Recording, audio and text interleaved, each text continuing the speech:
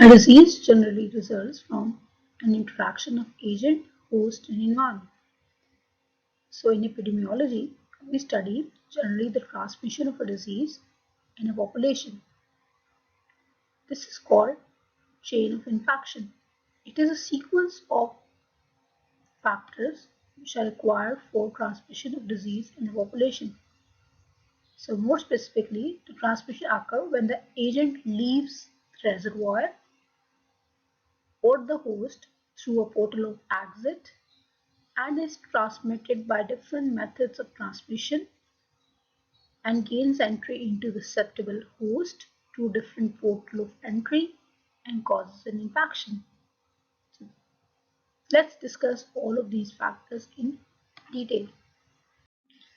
The reservoir of an infectious agent is the habitat in which the agent normally lives, grows, and multiplies. And it is a continual source of infectious agent.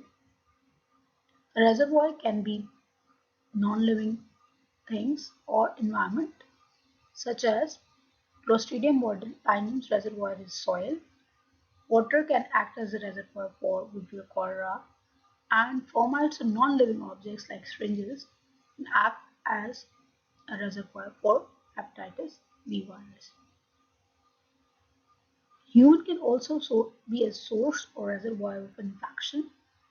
Generally, the people who had a disease or still suffering from the disease are carriers which can transmit the disease to another person.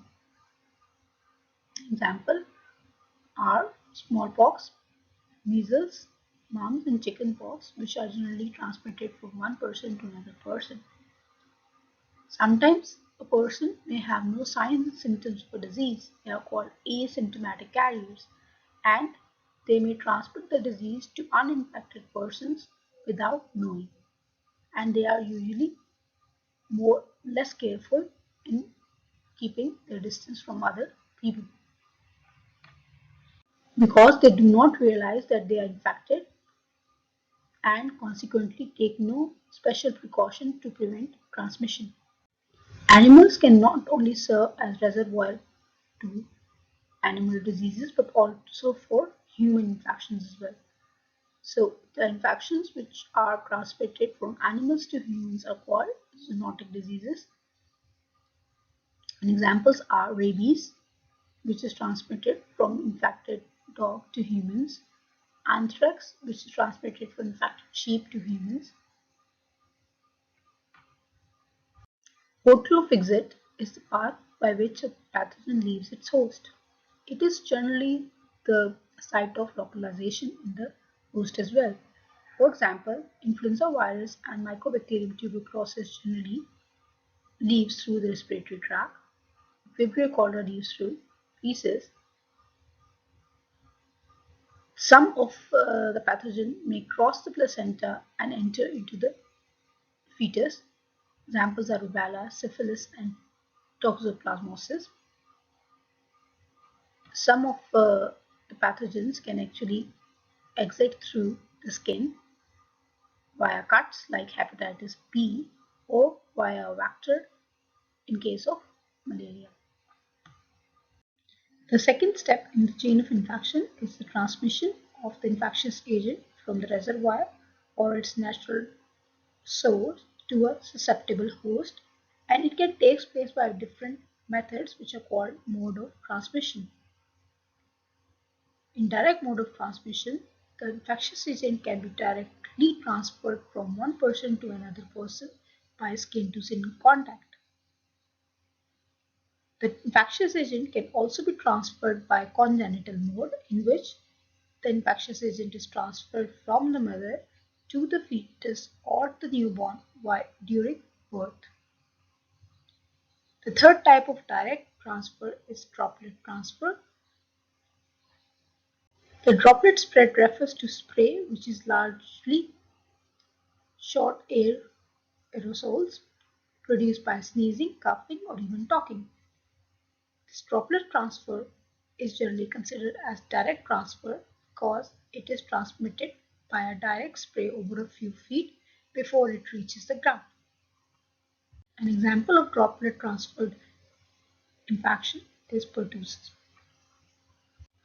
Indirect transmission refers to the transfer of infectious agent from a reservoir to the host by suspended air particles, inanimate objects or vehicles, or by animate intermediate individuals called vectors. Airborne transmission occurs when infectious agents are carried by dust or droplet nuclei suspended in air.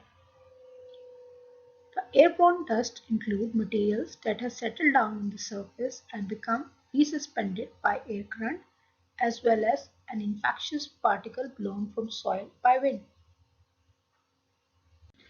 Droplet nuclei are dried residues of less than 5 micron in size. In contrast to the direct droplet transfer, the droplet nuclei fall to the ground within a few feet and remain in the air for a long period of time and may be blown over great distances, so it can travel more than 1 meter. Vehicles that may indirectly transfer an infectious agent include food, water, biological products like blood, and non-living objects such as spermites. A vehicle is generally a passive carrier of a pathogen, for example, like food and water, which carries hepatitis A virus. Sometimes a vehicle may provide an environment in which the agent can grow and multiply, like canned food in case of Clostridium botulinum. Vectors are living intermediates such as mosquitoes, flies, ticks, which may carry an infectious agent either by mechanical means or biological means. Let's discuss them further. Figure A shows transfer of pathogen via mechanical vector. As you can see, the fly picks up the pathogen from fecal matter and lands on the food, makes it contaminated. When a person eats that food, he becomes sick.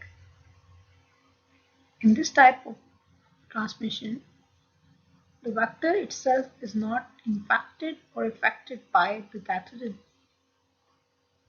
An example is diarrhea and dysentery caused by mechanical vectors such as fly. Figure B shows transfer of pathogen via biological vector. In biological transmission, the pathogen reproduces within the vector and transmits the pathogen to another host. An example is malaria. As you can see, the infected microbe mosquito bites an uninfected person. The infection spreads to the body and RBCs. When a second mosquito bites the infected person, the pathogen is transferred to the another mosquito. So, in case of biological vector transmission, the biological vector is also infected or affected by the pathogen and is part of its reproductive cycle. The third step in chain infection is the portal of entry. The portal of entry refers to the manner in which a pathogen enters a susceptible host. The portal of entry must provide access to the tissue in which the pathogen can multiply or toxin cannot.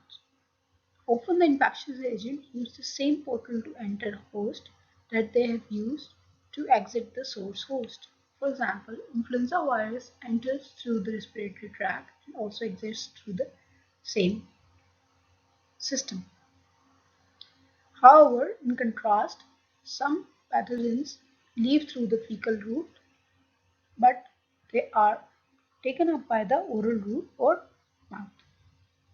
So their portal of entry is mouth and the portal of exit is via feces. Some organisms enter the host via skin like hookworms, others by mucosal membrane like syphilis, and hepatitis B and HIV virus enter through the blood. To establish an infection, pathogen must enter susceptible host. The host susceptibility is determined by multiple different factors. Like an individual genetic makeup may either increase or decrease its susceptibility to a specific disease. For example, a person with sickle cell trait seems to be at least partially protected from a particular type of malaria. Malnourishment may increase the risk of infection to specific pathogens, such as diarrheal pathogens. Similarly, alcoholism, age, diabetes, and immune deficiency disorders may also make a host more susceptible to specific type of diseases.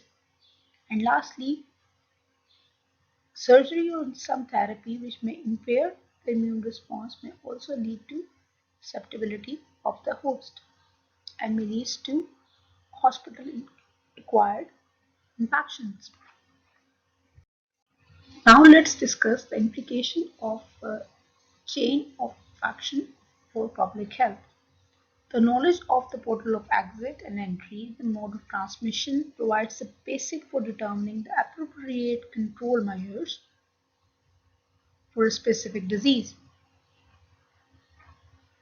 In general, the control measures are usually directed against the segment in the chain of infection that is more susceptible to intervention.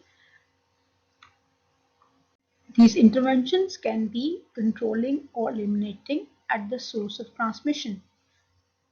Like in a person who has a disease, antibiotic therapy may kill the bacteria at the source, human source, and prevent transmission to other people.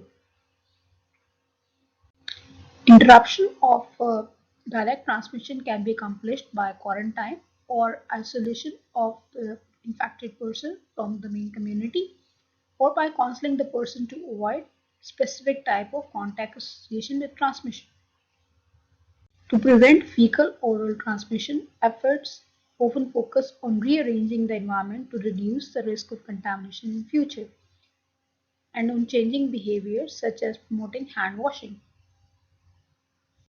To interrupt vector-borne transmission, measures can be directed towards controlling the vector population, such as spraying to reduce the mosquito population to prevent malaria and dengue. Some interventions aim to increase the host defense via vaccination, which promotes development of specific antibody to prevent against a specific infection. So students, it's time for our third concept checkpoint.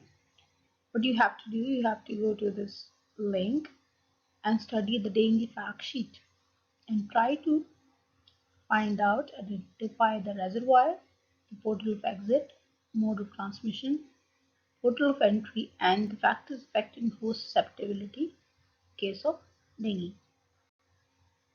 We will discuss the answers in our interactive section.